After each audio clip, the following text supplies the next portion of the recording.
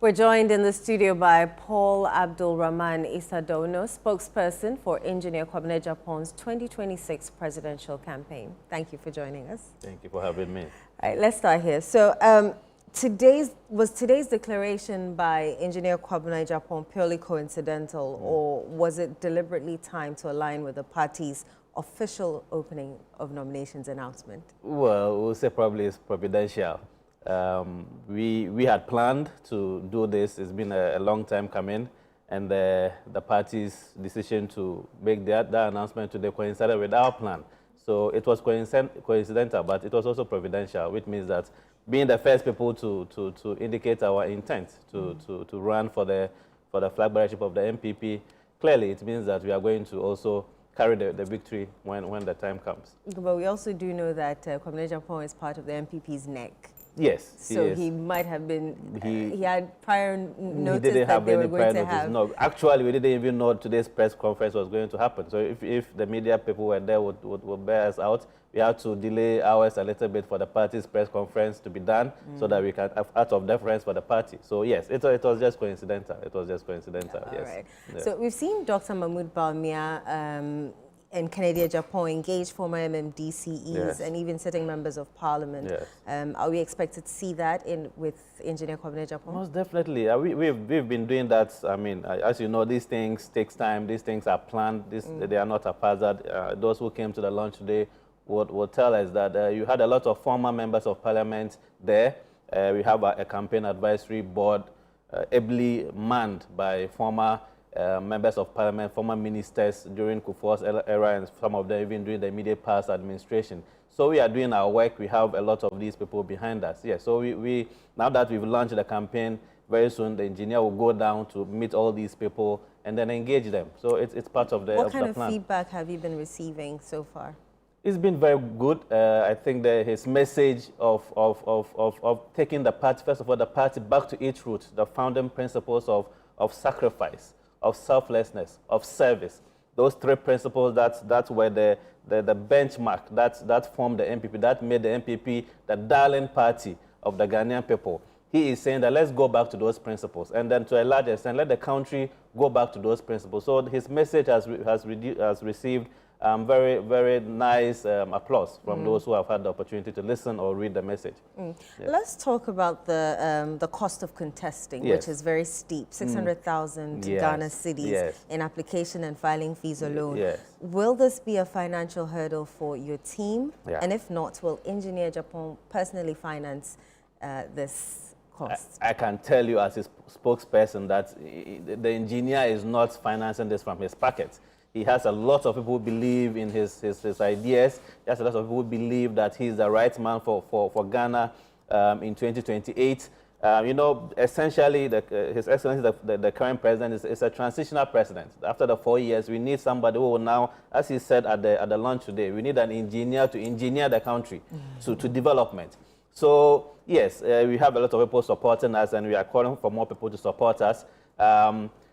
In terms of the money, we indicated it, and he said it quite clearly that it was actually more, that the party proposed more than what was. But he was the one at the meeting who stood up and said no. I mean, if you look at the state of the country, the perception of Ghanaians about the NPP party, we can't come and put out an exorbitant amount that people should come and pay. So, you know, it is also a presidential election. It's a serious business. It's not for children. It's not for shallow-minded people. You have to be serious. If you are going to dog out 600,000 Ghana cedis, you have to be sure that you can win. You have to be sure that you are on a journey that is beneficial to the party and to the country. So yes, that amount is a bit steep, but considering the fact that we are talking about the president of the country, and even considering the fact of where the initial amount that was proposed, but for Engineer Agyepong, who was able to talk to them to bring it down. So yes, I think we have to balance it, and as I said, we count on the support of those who believe in his vision to support for him to be able to pick the forms, and we will do that. We'll do that. Engineer appeared very confident during his announcement today, but some still remember his underwhelming performance in the 2023 primaries. What has changed this time around, and why should delegates take him seriously? Well, so these are two questions. So let's handle the first. Yes, in the 2023 primaries, yes, we didn't do as much as we would have expected. But you know, the situation was different. We had our this time we believe both the former vice president and Kennedy Agyepong, and the rest who contested, some of them had that incumbency advantage. The vice president had the incumbency advantage. He had the name recognition. He was a certain vice president. I mean, it was only natural that people gravitated towards him. He, engineer himself, as you would know, under bizarre circumstances, had been ostracized from the party for about 10 years, and then he was now coming back. Although even during his suspension, supposed suspension, he was still supporting the party. As we said today, even in the 2016 election, about 1/3 of the members of NPP, members of parliament, he gave them money personally to support their campaign. Some of them eventually became ministers of state. In 2020, when the former president, His Excellency Akufo-Addo, called him to come and support the campaign, he came to support because he is a through and through NPP person. So yes, the dynamics are different. At the time, we would say there was that incumbency advantage and all that. But this time, it's a different ballgame altogether. Yes. All right. Yes. Before this announcement today, was there ever any discussion about engineer, running for national chairman or even lobbying for a running mate slot? No, there was nothing like that. There's not been any official discussion for him. I mean, as you know his pedigree. He believes that, and we all believe that he is the right person for the party to bring the party together.